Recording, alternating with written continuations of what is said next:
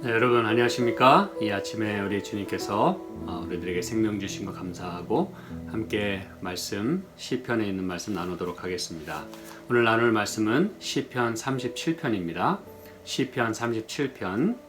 행악자를 인하여 불평하여 하지 말며 불의를 행하는 자를 투기하지 말지어다. 저희는 풀과 같이 속히 배음을 볼 것이며 푸른 채소같이 쇠잔할 것이미로다.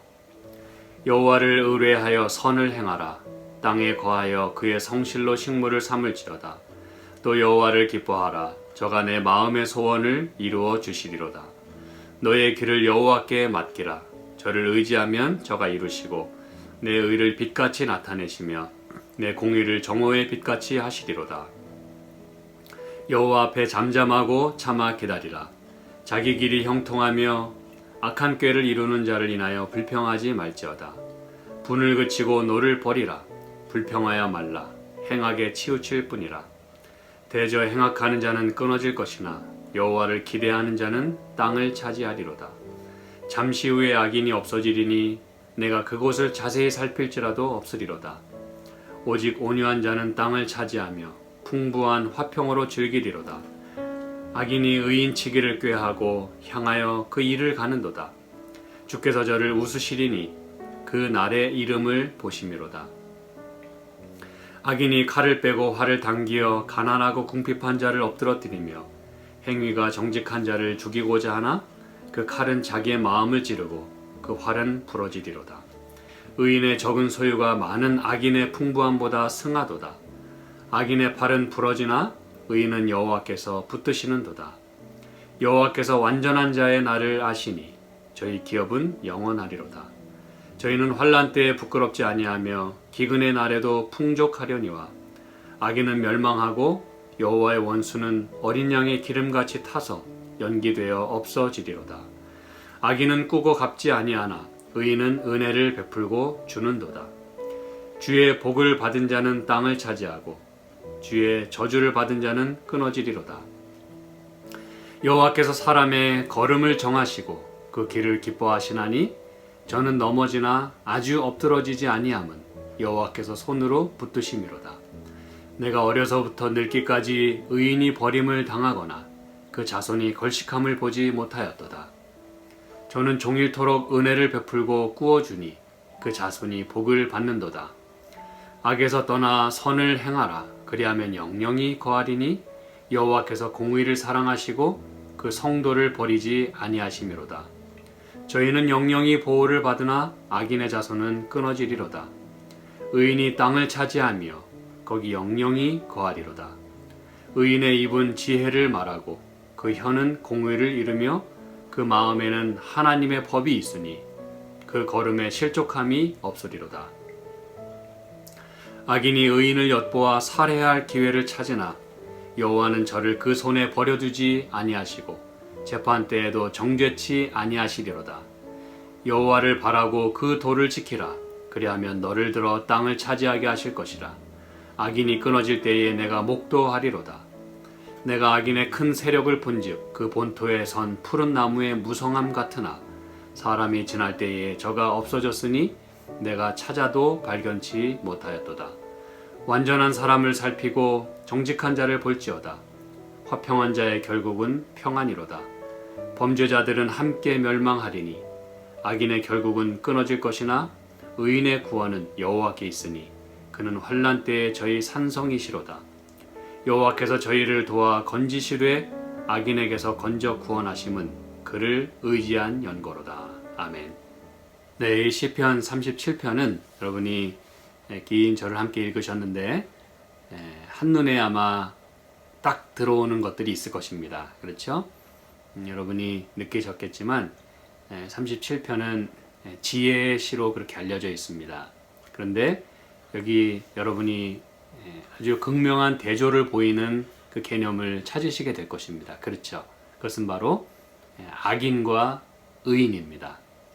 그래서 37편에서 이야기하고자 하는 것은 악인은 멸망할 것이지만 의인은 번성할 것이다. 이렇게 아주 너무나 분명한 이 메시지를 우리에게 전해주고 있어요. 근데 참 재밌는 것은 그게 바로 지혜의 시라는 것입니다. 그게 무슨 말이냐? 뭐 지혜시 그러면 뭐 세상을 어떻게 똑똑하게 살아갈 것이냐, 뭐 이런 것들을 많이 이야기하겠습니다만, 적어도 이 지혜 문학서에 있어서 지혜시라 함은 뭐 똑똑한 거 그런 걸 따지는 게 아니라 진짜로 어떻게 사는 것이 사는 길이며, 또 그렇지 않으면 이것은 사망의 길이라고 하는 이 분명한, 아주 극명한 대조를 보여주는 게 바로 지혜의 문학이라고 하는 것입니다. 그래서 여러분, 성경은 특히 묵시문학 같은 경우도 아주 컨셉이 분명하고 또 심플합니다. 그것은 하나님의 편에 서면 승리하고 구원을 받지만 사단의 편에, 원수의 편에 가담하게 되면 그것은 멸망이라고 하는 사실이에요. 그걸 우리가 제대로 아는 것이 참된 지혜라고 하는 것을 가르쳐 주길 원하는 것입니다. 그렇죠? 잠언에도 많이 얘기하지 않습니까? 여호와를 경외하는 것이 지혜의 근본이다. 그렇죠. 공부 잘해서 지혜로운 것보다는 하나님을 경외할 줄 아는 것이 이 세상을 살아가는 참된 지혜라는 것이고, 그것이 결국 우리의 운명을 결정짓는다는 사실이죠. 그래서 우리는 시편 1편부터 거기서부터 우리는 분명한 지혜를 보는 것이고 하나님의 뜻을 보는 것이에요. 악인은 마치 바람에 나는 겨와 같겠지만 의인은 시냇가에 심은 나무와 같겠다.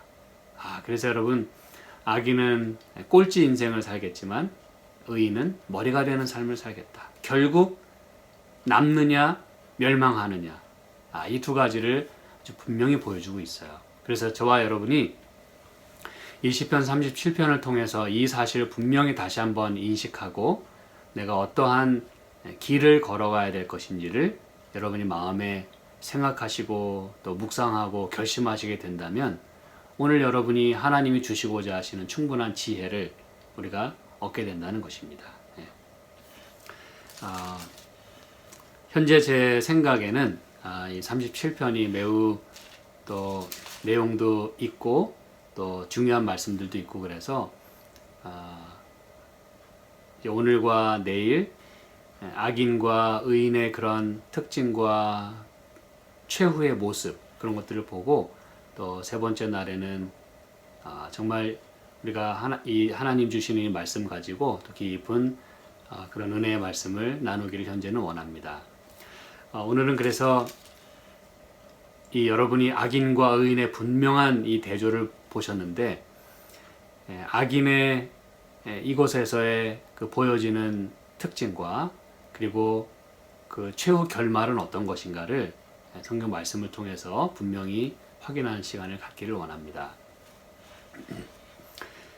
여러분, 1절부터 이렇게 얘기합니다. 그렇죠? 행악자를 인하여 불평하여 하지 말며 불의를 행하는 자를 투기하지 말지어다. 악인은 뭐 당연히 행악을 행합니다. 그렇죠? 그리고 불의를 행한다 그랬어요. 악을 행하고 또 불의를 행하고, 그리고 저희는 어떻게 보이냐 하면, 또 어떤 특징이 있냐 하면, 풀과 같이 속히 배임을 볼 것이고 또 푸른 채소같이 쇠잔할 것이다 그랬어요. 풀과 같이 속히 배임을 볼 것이며, 여러분, 이 말씀은 제가 이해하는데 이렇게 어렵지가 않습니다. 왜냐하면 제가 이 안식일에도 잠깐 언급을 했습니다만, 이 시골 동네 아주 평소에는 매우 조용합니다만, 뭐 하루도 쉬지 않고 또 이곳 저곳 모든 곳에서 아무튼 말 그대로 하루도 쉬지 않고 또 한시도 쉬지 않고 여기서 풀 베면 또 저기서 풀 베고, 여기서 잔디 깎으면 저기서 깎고, 아주 그냥 하루 종일, 그리고 뭐 일주일 내내 어떤 이 잔디 깎는 이게 참 많아요. 저희 아이 같은 경우는 이 잔디 좀 자라게 놔두지 왜 깎냐 이렇게 이제 얘기를 합니다. 근데 주위에 보니까 그냥 그 자라는 꼴을 못 보는 것 같아요. 그냥 뭐 조금만 자라도 바로 이렇게 모잉 하는 것을 제가 보게 됩니다. 그래서 풀과 같이 속히 뱀을 본다는 말이 이게 뭐 아주 심플하고 너무 분명하게 이해가 돼요. 풀은 채소같이 쇠잔할 것이다. 물론 성경에는 우리 인생은 뭐와 같다 그랬어요? 풀과 같다 그랬어요. 그래서 뭐 이사야서에 있는 말씀, 뭐 여러 군데 이렇게 말씀을 했죠. 그렇죠? 그렇지만 하나님의 말씀은 영영이 선다. 그래서 극명한 대조를 보여주고 있어요. 그게 바로 예언서 그리고 또 선지서 이런 것들의 지혜서 그런 이제 특징들입니다. 그렇죠? 그래서 여러분 풀과 같이 쇠잔하고 속히 배임을 당하는 게 바로 악인의 운명이다 그랬어요. 우리는 꽃을 속히 베거나 꺾지 않습니다. 그렇죠? 그런데 희한하게 이 풀은 그냥 바로바로 다 베버려요. 그리고 여러분 우리는 이 7절에서 자기 길이 형통하며 악한 꾀를 이루는 자를 인하여 불평하지 말라 그랬어요. 여러분 우리가 이 시편 1편이 그리고 2편이 이 시편의 서론이라고 하는 게 너무너무 정말 너무너무 중요하고 그 의미가 분명하다는 것을 계속해서 살펴보고 있습니다. 그렇죠? 그래서 여호와의 길이 있는가 하면 그렇죠? 5절에도 이제 저희가 내일 살펴보겠지만 너의 길을 하나님께 맡겨야 돼요. 그렇죠? 너의 길을 여호와께 맡겨야 돼요. 그런데 이 7절의 이 악인의 특징은 뭐냐면 자기 길이 형통하다 그랬어요. 그러니까 하나님께 맡기는 것이 아니라 자기 길을 고집해서 가는 거예요. 무엇으로? 악한 꾀를 내면서 말이죠. 그게 이제 특징이라 이것이죠. 자기 길이 형통하며 하나님의 길이 아닌 자기 길이 형통하고 악한 꾀를 이룬다 그랬어요. 그리고 8절에 분을 내고 또 노를 바라는 것이 악인의 특징이에요. 그러나 이제 너희는 그렇게 하지 말라 이렇게 얘기하는 것은 악인들은 그렇게 한다는 것을 전제하는 것입니다. 그렇죠? 그리고 여기 이제 12절에 보면 악인이 의인 치기를 꾀하고 향하여 그 일을 간다 그랬어요. 여러분 그러므로 모든 것이 형통해 보이고 뭐 부는 축적하고 뭐 잘 나가는 것 같이 보일지 모르겠지만 이런 삶을 사는 사람들이 행복하겠냐 이거예요. 그렇죠? 그래서 여러분 행복한 사람은 악인의 꾀를 좇지 아니하고 여러분 이 꾀를 좇으면 행복이라는 게 사실 없습니다. 목적은 달성할 수 있어요. 플롯 아주 이 음모를 꾸며가지고 자기들이 치고 싶은 사람 칠 수는 있어요. 일을 갈면서 근데 여러분 거기에는 행복이 없습니다. 지금 여기 그걸 얘기하고 있어요. 그렇죠? 의인치기를 꾀하고 향하여 그 일을 가는도다. 여러분 일을 가는 것은 예수님도 많이 말씀하셨어요. 그렇죠? 저희가 밖에 버리고 일을 갈미 있으리로다. 그래서 여러분 우리 성도들은 우리 크리스찬들은 일을 갈아서는 안 됩니다. 어떤 형태로라도 또 어떤 상황에서라도 일을 가는 대신에 우리는 기도를 해야 합니다. 그렇죠? 그리고 여기 13절에 보시면은 주께서 저를 웃으시리니 그 날의 이름을 보심으로다 그랬어요. 이건 이제 좀 이따 또 말씀을 드릴게요. 14절 악인이 칼을 빼고 활을 당기어 가난하고 궁핍한 자를 엎드러뜨리며 행위가 정직한 자를 죽이고자 하나 그랬어요. 이게 이제 악인이 하는 일이라 그거예요. 잠시도 쉬지 않습니다.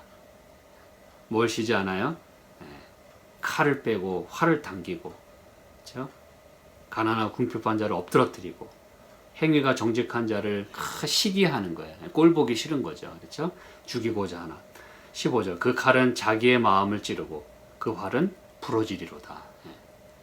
여러분 결국 이 지혜의 이 시는요 참 지혜의 시입니다. 참 어떻게 그 오래전에 이런 것들을 다 알았는지 모르겠어요. 그렇죠? 자기가 칼을 빼면 이게 남을 죽이는 것 같지만 여러분 사실은 칼을 빼는 자는 자기 자신도 죽이는 거예요. 그렇죠? 예. 미워하는 것도 마찬가지 아닙니까? 이건 뭐 우리가 너무나 잘 알아요. 미워하는 마음을 가지면 그 사람도 뭐 죽겠습니다만 미워하는 사람이 죽어요. 시들시들해지고, 미워하는 마음, 칼을 빼는 자는 행복할 수가 없어요. 그렇죠? 17절 악인의 팔은 부러지나 의인은 여호와께서 붙드신도다. 악인의 팔은 부러진대요. 여러분 여기서 말하는 것들은 지금 당장 꼭 그렇지는 않을 수 있다는 거예요. 악인은 늘 형통하다 그랬어요. 하하하 맨날 웃는다 그랬어요. 근데 여러분 지금 이 지혜 시에서 말하고자 하는 것은 그 결국을 이야기하는 것입니다. 우리는 항상 그 끝을 이해할 수 있어야 돼요. 무슨 얘기인지 아시겠죠? 지금은 여러분 이 가는 길이 이렇게 고다 보여요. 이렇게 평평하게 가는 것 같습니다. 근데 여러분 이 처음에 이 비뚤어진 이 길은 가면서 점점 벌어지게 되어 있습니다. 그래서 의인의 길과 악인의 길은 처음에는 별 차이가 없는 듯 보여요. 그래서 뭐 이래나 저래나 달라지는 게 없다라고 이야기할 수 있어요. 그러나 항상 성경은 그리고 예수님은 우리에게 뭘 말씀하길 원하냐면 그 끝을 보라 이거예요. 끝을. 그게 이제 굉장히 중요한 것이죠. 그렇죠? 21절 이렇게 얘기합니다. 악인은 꾸고 갚지 아니하나. 물론 20절 제가 좀 이따 말씀드릴 거기 때문에 악인은 멸망하고 그랬어요. 그렇죠? 여호와의 원수는 어린 양의 기름같이 타서 연기되어 없어지겠다. 좀 이따 말씀드리겠고 21절 악인은 꾸고 갚지 아니하나 그랬어요. 이게 이제 그 특징이라는 거거든요. 꿨으면은 갚아야 되는데 안 갚는다 그랬어요.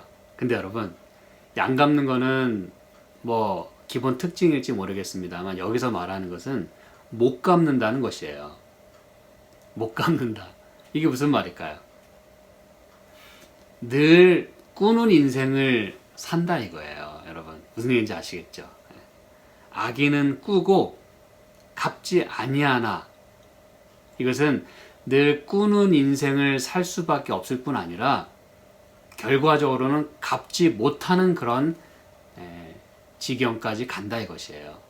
이것은 의인이 늘 축복을 받아서 넘치고 넘쳐서 늘 베푸는 그런 삶을 여기 말씀했지만 은혜를 베풀고 주는 그 의인의 삶과는 대조가 된다 이것입니다. 무슨 아시겠죠? 그리고 32절로 이제 갑니다. 32절 악인이 의인을 엿보아 살해야 할 기회를 찾으나. 늘 그런 삶을 산다는 것이죠. 그렇죠? 악인이 의인을 엿보아 살해야 할 기회를 찾으나.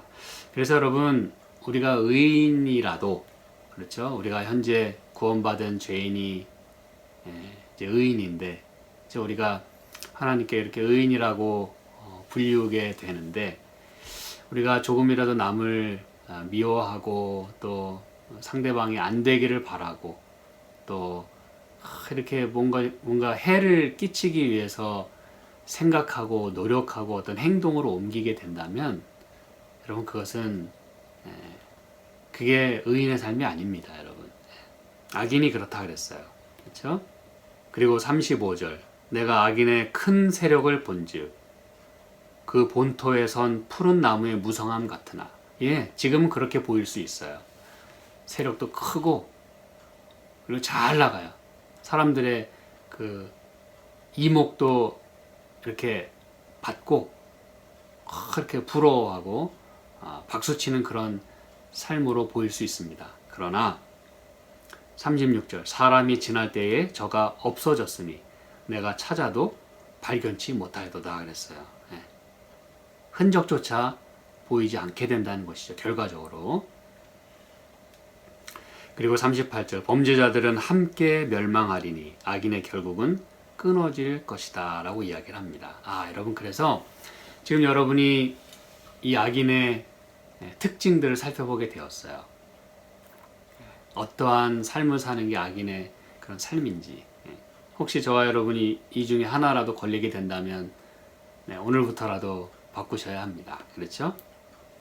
그런데 이제 이러한 삶을 저희가 이제 요 중에서도 몇 절은 살펴봤습니다만, 이러한 삶을 사는 자들의 그 끝이 어떠할 것인가.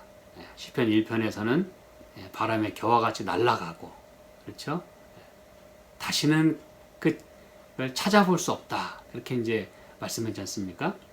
악인의 결국, 그렇죠? 이 37편에서도 똑같이 그렇게 이야기하고 있어요. 자, 그러면 그 최후의 모습이 어떠한지를 크게 네 가지로 말씀을 제가 다시 요약해서 드려볼게요. 첫째는 여기 10절에 잠시 후에 악인이 없어지리니 내가 그곳을 자세히 살필지라도 없으리로다 그랬어요. 이게 이제 악인들의 최후의 모습이라는 것입니다. 잠시 후에 악인이 없어지겠다 그랬어요. 성경은 늘 이야기합니다. 예수님의 오심도 잠깐 후면 오실 리가 오시리니 지체하지 않겠다 그랬어요. 물론 내가 생각하는 그런 타이밍과는 좀 다를 수는 있겠어요. 그렇죠? 잠시 잠깐이면 뭐 당장이라도 오셔야 되는데 왜 여태 안 오시냐 이거죠. 항상 성경에는 그 텐션이 존재합니다. 지체하는 것과 또 속히 오는. 우리는 다 왜 하나님께서 이거를 이렇게 속히 오신다고 하면서도 조금씩 늦추실 수밖에 없는지를 우리는 베드로서에는 말씀 통해서 다 이해합니다. 그렇죠? 누구라도 다 구원받기 이르시길 원하기 때문에 기다리시는 것이다 라고 얘기했어요. 악인의 경우도 사실 마찬가지입니다. 그래서 우리가 분명히 이해해야 될 것은 잠시 후에, 이것이 오래 가진 않을 것이라는 거예요. 그렇죠? 잠시 후에 악인이 없어지겠다. 그들의 그 있었던 것이 흔적조차 보이지 않는다는 거예요. 이게 이제 그들의 최후의 모습입니다. 두 번째는 13절입니다. 주께서 저를 웃으시리니 그 날의 이름을 보심으로다 그랬어요.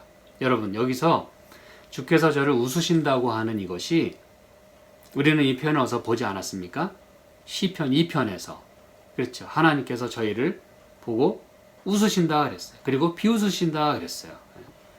왜냐면 그들이 하는 일이 소꿉장난 같다 이거야. 하나님 보실 때는. 근데 그 정도와 그 강도는 사실 우리에게는 너무너무 큰 것이죠. 그렇죠? 그렇지만 어쨌든 모든 것들을 주관하시는 분은 하나님이시기 때문에 아무리 행악자들이 하나님을 대적하고 그분의 그 도모, 그분의 그 뜻을 이루지 못하게 하기 위하여 많은 노력을 할지라도 하나님은 끝내 이루실 것이고 주께서 저를 웃으실 수밖에 없는데 왜 그러실 수밖에 없느냐? 왜 그렇게 승리의 그런 웃음을 지을 수밖에 없냐 하면 그 날의 이름을 보시기 때문에 그렇다 그랬어요. 그 날이 다가옴을 보기 때문에 그렇다 그랬어요. 여러분 이게 굉장히 중요한 부분입니다. 그 날이 이르러 오고 있어요. The day is coming. 여러분 이게 이제 예수님의 재림과 함께 이것이 오는 거 아닙니까? 그렇죠? 그 날, 성경이 말하는 그 날. 여러분 그 날은 악인에게는 멸망이 되겠고 의인에게는 구원받는 날. 그렇죠? 근데 이 날이 속히 오고 있다 그랬어요. is coming. 성경은 늘 그렇게 표현합니다. I am coming soon. 내가 속히 오리라. 현재 진행형으로 표현하고 있다는 사실에 우리는 주목을 해야 합니다. 그 날이 이르러 오고 있어요. 그 날은 어떤 날입니까? 이 성경에 우리 사도행전 17장 31절에 보면 이렇게 얘기합니다. 사도행전 17장 31절. 이는 정하신 사람으로 하여금 천하를 공의로 심판한 날을 작정하시고 이에 저를 죽은 자 가운데서 다시 살리신 것으로 모든 사람에게 믿을 만한 증거를 주셨음이니라 하니라. 이 일이 가능하도록 하기 위해서 예수님이 부활하셨어요. 그렇죠. 우리의 구원을 이루기 위해서 십자가에서 돌아가셨고 또 심판을 위하여, 다시 말하면 중보와 그런 그 하늘 성소 봉사를 위하여 그분이 부활하셨어요. 그게 바로 이제 심판한 날을 작정하셨기 때문에 그 일을 이루기 위해서 그분이 우리에게 그걸 믿을 만한 증거를 주신 거예요. 그렇죠? 여기 보면 천하를 공의로 심판할 날이 있겠다 그랬어요. 저와 여러분은 이것을 늘 잊지 않고 살아야 합니다. 그 심판의 날, 그 날이 과연 우리에게는 구원의 날일까? 아니면 심판의 날일까? 이것을 우리가 늘 생각하며 살아야 합니다. 우리의 끝의 모습을 늘 우리는 머릿속으로 그리며 살 수 있어야 합니다. 그래야 우리가 이 세상에서 막 살지 않을 거예요. 그래야 우리가 어려운 일을 당해도 낭망하지 않을 거예요.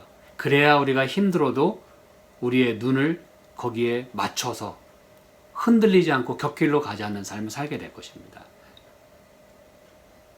그래서 여러분, 좀 이따 또 살펴보겠습니다만 이 베드로 후서 2장 3장에 보면 그 중에 하나만 좀 살펴볼까요? 이따가 또 하나 살펴보고, 베드로 후서 2장 9절, 베드로서 2장 9절, 주께서 경건한 자는 시험에서 건지시고 불의한 자는 형벌 아래 두어 심판 날까지 지키신다 그랬어요.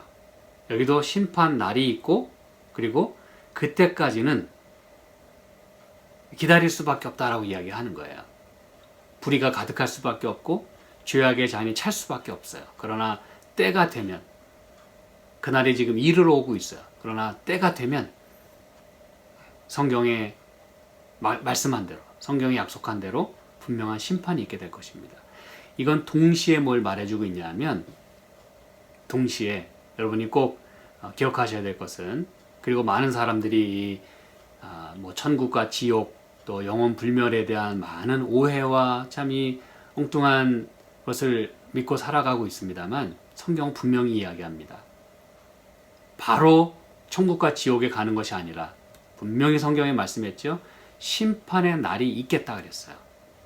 그때까지는 여기도 보면 불의한 자는 형벌 아래 두어서 심판 날 때까지 지키신다 그랬어요. 이 얘기는 심판의 날까지는 어느 누구도 천국 가고 지옥 가고 그런 일은 없겠다는 것이에요. 그 날이 있겠다 그랬어요. 지금 죽자마자 당장 이 천국 지옥 가는 게 아니에요. 심판의 날이 있고 그때까지는 어느 누구도 어디 가는 거 아니에요. 근데 그 날은 바로 예수님의 재림의 날임을 우리가 잘 알고 있어요. 그렇죠? 자, 그래서 시편 37편에 그 날이 이르러 온다 이것입니다. 이것을 우리는 분명히 이해하고 악인의 그 최후의 모습을 여기서 보게 되는 것이에요. 이 세 번째는 끊어진다고 하는 것입니다. 악인의 최후의 모습은, 그리고 그 종국은 끊어진다는 것이에요. 9절에 이렇게 말씀하죠. 37편 9절. 대저 행악하는 자는 끊어질 것이나 그랬어요. 자, 우리는 이 말씀을 사실은 이 전에도 끊어진다라고 하는 말씀을 우리가 살펴봤었어요. 그렇죠? 그런데 이 끊어진다고 하는 것은 우리가 살펴봤지만 이렇게 조금 일이 안 되고 조금 스트레스 받고 이런 정도가 아니라 이거는 완전히 cut off. 언약의 근거에서, 언약이란 단어가 끊어진다는 거 우리가 배웠었죠. 그렇죠? 언약이란 단어는 끊어진다는 단어예요. 예수님의 끊어지심을 우리가 받아들여야 내가 안 끊어져요. 이게 아주 역설적인 표현입니다. 성경은 많이 그래요. 예수님은 우리를 위해서 대신 끊어지셨어요. 그게 이제 언약 용어입니다. 그래서 언약이 성립이 됐어요. 동물을 다 반으로 갈랐어요. 그게 이제 끊어진다는 것이에요. 그래서 그 모든 것의 실체로서 예수님께서 십자가에서 끊어지셨어요. 무슨 얘기인지 아시겠죠? 피를 흘리셨어요. 언약을 비준하셨어요. 언약을 완전히 도장을 찍으셨어요. 분명히 성취됐어요. 그래서 그분의 끊어지심을 내가 받아들여야 나는 안 끊어져요. 그런데 이렇게 예수님의 사역과 예수님의 그런 구원을 내가 받아들이지 않으면 내가 끊어지게 되는 거예요. 그래서 예수님이 우리가 죽어야 할 그 영원한 죽음, 좀 이따 살펴보겠습니다만 그 둘째 사망, 그렇죠. 예수님이 그걸 대신 죽으셨기 때문에 나는 예수님만 믿고 의지하면 그 죽음을 안 죽어도 돼요. 완전한 최후의 그런 모습을 내가 안 당해도 돼요. 왜? 예수님이 되신 것을 이미 경험하셨으니까. 근데 내가 그 예수님을 받아들이지 않으면 내가 그 죄의 삭신, 둘째 사망을 내가 경험하게 될 거예요. 안 그래도 되도록 예수님이 십자가에서 돌아가셨건만 그래도 죽는다면 그것은 내 선택이에요. 아시겠죠? 그래서 이 끊어진다고 하는 거, cut off, 이거는 완전한 끊어짐을 말하는 것이에요. 다시 말씀드리지만 끊어진다고 하는 것은 영원히 고통받으며 존재한다는 뜻이 아니라는 것이죠. 동시에 여러분 그걸 우리가 이해할 수 있어야 돼요. 그냥 끊어지는 거예요. 끊어지면 죽는 거예요. 연줄이 끊어지면 죽는 것입니다. 생명줄이 끊어지면 죽는 거예요. 뭐 고통받고 영원히 그건 사는 겁니다. 죽는 게 아니라. 아시겠죠? 그래서 악인의 최후의 모습은 끊어진다는 것입니다. 그 결과를 우리가 분명히 여기서 봐야 하는 것이에요. 22절. 주의 복을 받을 자는 땅을 차지하겠지만 주의 저주를 받은 자는 끊어지리로다. 그렇습니다, 여러분. 언약의 근거에서 축복이냐 저주냐인데 우리가 굳이 저주를 선택해야 될 필요는 없는 것이에요. 그렇죠? 이 언약을 통해서 축복은 뭐냐 하면 내가 받을 저주를 예수님이 대신 가져가신 거예요. 그게 우리가 살펴본 그 exchange, 화목이라는 단어가 그렇다는 거 여러분 기억하시죠? 그렇죠? 예수님과 우리의 운명을 바꾸신 거예요. 그게 바로 언약을 통해서 이렇게 하신 건데 이 악인들은 원래 우리가 당하기로 작정되었던 그 멸망을 본인이 받는 거예요. 예수님께 맡기지 않았기 때문에 그런 것이죠. 그렇죠? 그 다음에 28절 여호와께서 공의를 사랑하시고 그 성도를 버리지 아니하심이로다. 저희는 영영이 보호를 받으나 악인의 자손은 어떻게 된다? 끊어지겠다 그랬어요. 여러분이 여기서 아주 분명하게 여러 차례 언급을 하고 있습니다. 그리고 34절 여호와를 바라고 그 도를 지키라. 그리하면 너를 들어 땅을 차지하게 하실 것이지만 악인이 끊어질 때에 내가 목도하겠다 그랬어요. 악인은 끊어진다 그랬어요. 여러분이 눈치채셨겠지만 의인의 상급은 땅을 차지하는 거예요. 그건 이제 제가 내일 또 살펴보도록 하겠습니다. 악인은 끊어진다 그랬어요. 영원히 사느냐 영원히 끊어지느냐의 아주 분명한 그 결과를 우리가 보게 됩니다.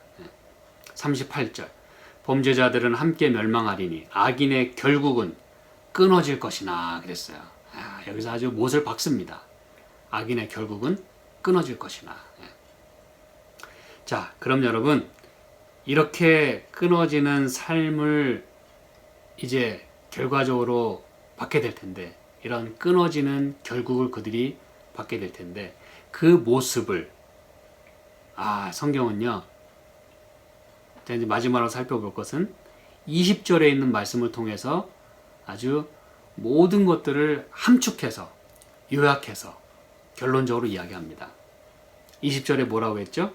악인은 멸망하고 여호와의 원수는 어린 양의 기름같이 타서 연기되어 없어지리로다 그랬어요. 여러분 여기서 악인의 그 최후의 모습을 아주 총체적으로 아주 분명하게 시각적으로 우리에게 보여주고 있어요.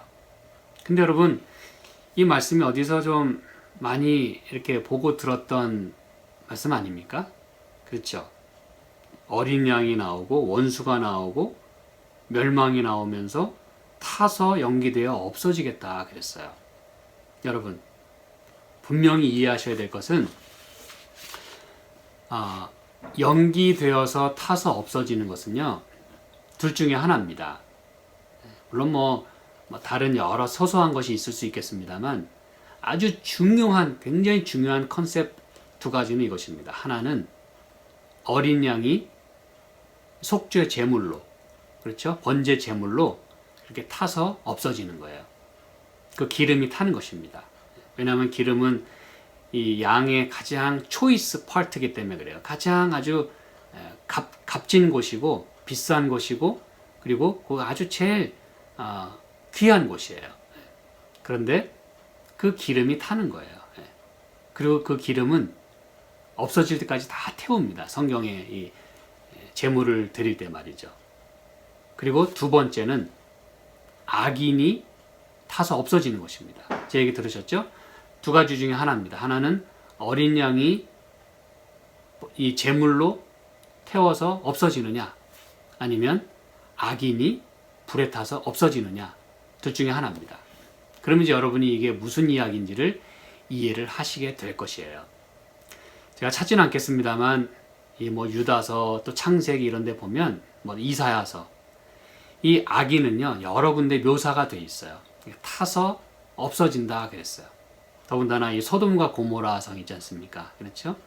불과 유황이 내려와서 그 성을 다 불살랐어요. 유다서는 또 그걸 가리켜서 우리에게 거울이 된다 그랬어요. 영영한 불에 의해서 타서 우리에게 거울이 된다. 물론 우리는 이 시간에 그걸 다 살펴보진 않겠습니다만 영영한 불의 의미를 잘 압니다. 그렇죠? 영원토록 무한정 탄다는 의미가 아니라, 그렇죠? 다 타서 없어질 때까지를 성경은 영원하다 그렇게 그 표현하는 것이에요. 그 단어의 특징이 그렇습니다. 영원하다는 게 그것이 존재하지 않을 때까지의 기간을 영원하다 그렇게 얘기하는 거예요. 그것이 그러나 하나님께 영원하다고 할 때는 그것은 말 그대로 영원한 것이에요. 그러나 그 영원하다는 단어가 하나님 이외의 어떤 것에 사용이 될 때는 한정적인 의미가 있어요. 그걸 여러분이 꼭 기억하신다면 지옥에서 막 영영이 불타고 그런 게 아니라는 걸 아시게 됩니다. 그래서 여러분, 여기서 왜 이 시인은, 이 기자는, 그리고 이 지혜의 이 시에서는 악인과 의인의 그 분명한 대조를 보여주면서 왜 그의 결국이 없어지는 건 없어지는 건데, 멸망하는 것은 멸망하는데 어떻게 없어지느냐를 여기 구체적으로 우리에게 시각적으로 아주 빗나가지 않게, 우리가 아주 잊어버리지 않게 분명히 각인시켜 줍니다. 그것은 어린 양의 기름같이 타서 연기되어 없어지겠다 그랬어요. 여러분, 이 표현은 성경의 요한계시록에서 우리가 이것을 보게 됩니다. 요한계시록 14장. 이걸 우리에게 상기시켜 주고 있어요. 이게 바로 새 천사의 기별이죠. 그렇죠? 굉장히 중요합니다. 이 말씀 속에서 14장 6절부터 이 12절까지 있는 이 말씀은 영원한 복음이라 그랬어요. 영원한 복음. 영원한 복음에는 심판의 메시지가 들어있어요. 그렇죠? 그래서 창조주 하나님을 경배하라. 그에게 영광을 돌리라라고 아주 분명하게 메시지를 전합니다. 그러면서 바벨론이 무너진다는 이야기를 하고 셋째 천사가 그 뒤를 따라 가로되, 그렇죠? 만일 누구든지 9절 짐승과 그의 우상에게 경배하고 이마에나 손에 표를 받으면 그도 하나님의 진노의 포도주를 마시리니 그 진노의 잔에 섞인 것이 없이 부은 포도주라. 자, 여기 잘 보시기 바랍니다. 거룩한 천사들 앞과 어린 양 앞에서 불과 유황으로 고난을 받으리니 그 고난의 연기가 세세토록 올라가리로다 그랬어요. 여러분, 왜 이 요한은 이런 계시를 보았을까? 왜 그 악인의 최후의 모습을 이렇게 천사들과 어린 양 앞에서 이렇게 고난의 연기가 영원토록 올라가는 모습으로 이렇게 그렸을까? 뭐 이거 말고 다른 건 없었을까? 우리가 이렇게 생각을 할 수 있었겠습니다만 우리는 시편 37편에서 그 해답을 찾게 되는 것이에요. 악인의 결국은, 그러므로 여러분, 이 하나님께서 계시를 주실 때도 전혀 이해할 수 없는 엉뚱하고 전혀 아주 생뚱맞은 어떤 그런 것들을 사용하기보다는 매우 익숙한 것들을 많이 사용하셨어요. 벗어나지 말라는 것이죠. 다 성경 안에 있다는 것입니다. 그 내용들이 무슨 얘기인지 아시겠죠? 그래서 성경을 해석한다고 우리가 이야기를 하는 거예요. 엉뚱하게 사람들이 이 해석 이런 거 해가지고 엉뚱한 소리 하지 않는 거예요. 성경이 성경을 해석하게 해야 되는 거예요. 그래서 거룩한 천사들 앞과 어린 양 앞에서 불과 유황으로 고난을 받는데 그 고난의 연기가 세세토록 올라간다 그랬어요. 다시 말씀드립니다만 여기서 세세토록이란 말은 한정적인 그런 시간을 의미해요. 다 타서 없어질 때까지. 그래서 여러분, 어린 양의 번제로 그 연기가 타서 없어지는, 그게 연기가 올라가는 그러한 일이 있었고, 그리고 악인들이 불과 유황으로 타서 그 연기가 올라가서 없어지는 그런 사례가 있었습니다. 둘 중에 하나입니다. 근데 여러분, 그동안은, 잘 들으시기 바랍니다. 그동안은 어린 양이 아침과 저녁으로 그 기름이 타서, 그리고 몸이 불살라져서 연기되어 올라갔어요. 예수님의 사역을 의미하는 것입니다. 무슨 얘기인지 아시겠죠? 지금도 그분은 우리를 위해서 중보를 하고 계세요. 당신의 피를 주장하시면서, 무슨 얘기인지 아시겠습니까? 지금 막 연기가 올라가는 것은 아니지만 그 사역은 지금도 계속되고 있어요. 그래서 어린 양이 그 기름이 타서 연기되어 올라가는 그 일이 과거부터 계속해서 이렇게 진행되어 왔습니다. 그리고 예수님은 십자가에서 그것을 자신의 몸으로 분명하게 이루셨어요.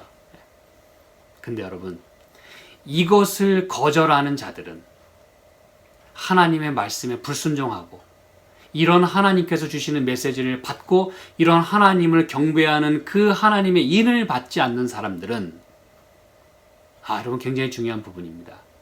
이런 예수님의 사역을 인정하고 예수님의 구원을 받아들이지 않게 되면, 내 죄를 대신해서 그렇게 탄원하시는 것을 내가 거절하면, 이제는 내가 그렇게 타서 없어지게 되는 그러한 일을 겪게 될 것이라는 것입니다, 여러분. 이게 바로 악인의 최후의 모습이에요. 예수님의 번제는 이제 더 이상은 없을 것입니다. 그 중보는 더 이상 없을 거예요. 그때 우리가 하나님께 우리 자신을 드리지 않게 되면, 이제는 그 고난의 연기를 내가 이제 경험하게 돼야 돼요. 더 이상 예수님의 중보는 끝이 납니다. 예수님의 번제는 끝이 나요. 그 다음엔 이제 악인의 태움만이 남게 된다는 사실입니다, 여러분. 그래서 굳이 어린 양의 기름같이 타서 없어진다 그랬어요. 여러분, 우리가 이것을 왜 그런 이미지를 사용했을까, 왜 그런 단어를 사용했을까를 우리가 잘 생각하셔야 합니다. 그래서 이게 성경 몇 절만 좀 살펴보죠. 이게 바로 여러분, 대속죄일에 모든 죄가 이렇게 죄의 처리 과정이라고 말씀드렸지 않습니까? 그렇죠. 우리의 죄가 어린 양에게로 전가되고 나에게는 의가 주어지고, 그렇죠. 우리가 다 살펴봤어요. 그리고 이제 이 어린 양의 피가 성소 안으로 들어갑니다. 그렇죠. 이게 이제 피의 과정과 죄의 과정이 다 똑같이 가고 있어요. 죄와 피가 지금 같이 결합돼서 가고 있는 것이에요. 무슨 얘기인지 아시겠죠? 우리의 죄가 예수님께로 간 이상 이제 그분이 그것을 짊어지고 가시는 거예요. 그래서 그 죄를 처리하시는 거예요. 그분의 피로 말이죠. 그래서 그가 이제 제사장이 그 피를 가지고 성소 안으로 들어갑니다. 그래서 휘장에 뿌리는 거예요. 1년 내내 뿌립니다. 그래서 성소가 더러워지는 거예요. 그 죄의 얼룩이 거기 남는 것입니다. 그러나 1년에 한 번 대제사장이 이제 그 지성소 안으로 법궤에 가서 피로 7번 뿌림으로 인해서 율법의 요구를 충족시키고 모든 죄가 사해지고 그 더러웠던 것이 정결해지고, 그 다음에 맨 마지막에 하나 남아있다 그랬죠. 그 모든 죄를 이제 어디에 전가를 시킵니까? 아사셀을 위한 염소에게 전가를 시켜요. 그게 바로 죄의 장본인이기 때문에, 죄를 만들어낸 그 최초의 존재이기 때문에 이 모든 인류의 죄, 그에게 다 마지막으로 돌리는 것이에요. 그래서 그 아사셀을 위한 염소를 거기에 안수하고 거기에 죄를 다 이제 전가시키고, 그리고 내보내는 것입니다. 무인지경으로 내보내는 것이에요. 이게 바로 성경이 보여주고 있는 악인의 최후의 모습인 것입니다, 여러분. 이게 바로 그 과정을 얘기해주고 있어요. 그래서 무인지경에서 1000년 동안 결박돼 있다가 어떤 일이 벌어지죠? 하늘에서 새하늘과 새 땅이 이 땅에 내려올 때, 그때 이렇게 저성을 공격하자 그럴 때 하늘에서 불과 유황이 내려온다 그랬어요. 그게 바로 요한계시록 19장 보시기 바랍니다. 20절, 짐승이 잡히고 그 앞에서 이적을 행하던 거짓 선지자도 함께 잡혔으니 이는 짐승의 표를 받고 그의 우상에게 경배하던 자들을 이적으로 미혹하던 자라 그랬어요. 이게 사단이죠. 이 둘이 산채로 유황 불 붙는 못에 던지우고, 이게 이제 그 이미지입니다, 여러분. 그 다음에 20장 여기 뭐 1절, 2절 보면 이제 무적행이 나오죠. 그렇죠? 이게 이제 바로 무인지경으로 내어 쫓긴 그런 아사셀을 위한 염소의 모습이고, 그 다음에 7절에 천년이 참에 사단이 그 옥에서 놓여 그러면서 9절에 하늘에서 불이 내려와 저희를 소멸하고, 잘 보시기 바랍니다. 하늘에서 불이 내려와서 저희를 소멸한다 그랬어요. 여러분이 여기 20장 15절에 누구든지 생명책에 기록되지 못한 자는 불못에 던지우겠다. 뭐 영원한 불못에서 영원히 불타는 거 아닙니까? 14절, 사망과 음부도 불못에 던지우니 이것은 둘째 사망 곧 불못이라. 불못이라 했으니 영원히 타는 거 아닙니까? 근데 여러분 잘 보시기 바랍니다. 사망과 음부가 사망을 당한다 그랬어요. 그거는 완전한 끝을 말하는 것입니다. 그래서 둘째 사망이라 그렇게 얘기한 거예요. 첫째 사망은 우리가 영원히 없어지는 게 아니에요. 잠자는 거다 그랬어요. 그러나 둘째 사망은 그게 끝이라는 것이에요. Second death, 완전한 죽음을 말하는 것이에요. 근데 이것은 영원히 타는 게 아니라는 것을 우리가 뭐 다음에 또 말씀드리죠. 영원히 타는 게 아니에요. 아시겠죠? 그래서 불과 유황 10절, 20장 10절, 저희를 미혹하는 마귀가 불과 유황물에 던지우니 거기는 그 짐승과 거짓 선지자도 있어서 세세토록 밤낮 괴로움을 받겠다 그랬어요. 이게 이제 여러분 성경이 말하는 그들이 고난의 연기가 세세토록 올라가는 그 이미지입니다. 그러나 영원토록 타는 게 아니라 그들이 없어질 때까지, 소멸될 때까지, 멸망할 때까지. 무슨 얘기인지 아시겠죠? 그래서 시편 37편에 그들은 없어지겠다라고 얘기한 거예요. 자, 우리 베드로후서에 있는 말씀 하나만 더 볼게요. 베드로후서. 아까 우리가 2장에 있는 말씀 살펴봤는데 3장 7절입니다. 이제 하늘과 땅은 그 동일한 말씀으로 불사르기 위하여 간수하신 바 되어 경건치 아니한 사람들의 심판과 멸망의 날까지 보존하여 두셨다 그랬어요.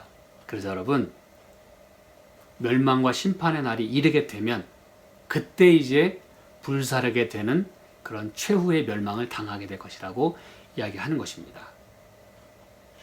마지막으로 시편 37편 20절 다시 한번 봅니다. 악인은 멸망하고 여호와의 원수는 어린 양의 기름같이 타서 연기되어 없어지리로다 그랬어요. 여러분, 여기서 마지막으로 여러분이 하나 보셔야 되는 단어는 여호와의 원수입니다. 여호와의 원수.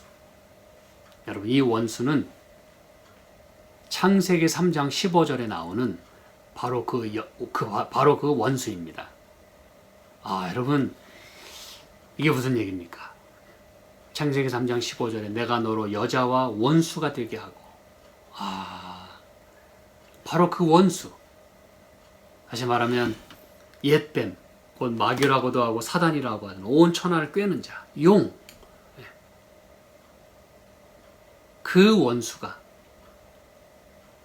여러분, 그래서 여러분 성경은 그래서 이렇게 처음부터 마지막까지 동일한 말씀, 동일한 주제와 동일한 그 확실함을 가지고 우리에게 말씀하고 있는 것이에요. 하나님을 그렇게 하늘에서부터 전쟁을 일으켜서 하나님과 하나님을 대적했던 그 원수, 십자가에서 완전히 패배한 그 원수, 그러나 그의 그 심판의 날까지 아주 목숨을 걸고 우는 사자와 같이 삼킬 자를 찾는 그 원수.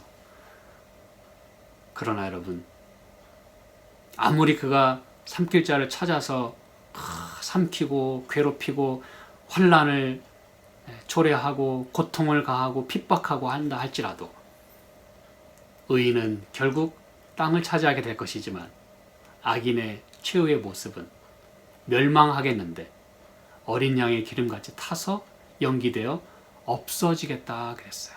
없어지겠다. 여기서 없어진다는 말은 말 그대로 그냥 끝이란 뜻입니다. 끝. 완전하게 사라진다는 것이에요. 사랑하는 여러분, 여기서 분명히 시편 37편에서 이야기합니다. 그렇죠? 의인이 넘어지기도 하고 핍박도 당해요. 악인의 그런 형통함을 보고 속상해하기도 합니다. 그러나 꼭 기억하라는 것입니다. 그것은 그 날이 이르러 온다는 거예요.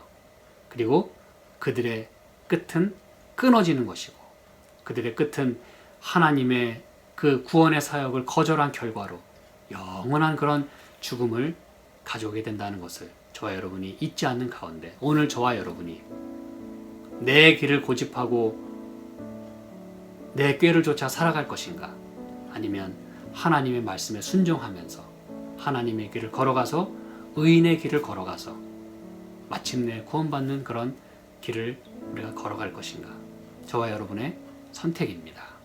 함께 기도하겠습니다. 하나님 아버지, 저희를 도우셔서 오늘 이 우리의 모든 삶의 결국을 바라보게 하셔서 감사드리고, 우리가 이것을 오늘 잊지 않는 가운데 하늘을 사모하고 옳은 것을 선택하고 주님의 길을 선택할 수 있게, 주님을 의지하는 삶을 살 수 있게 축복하여 주시옵소서.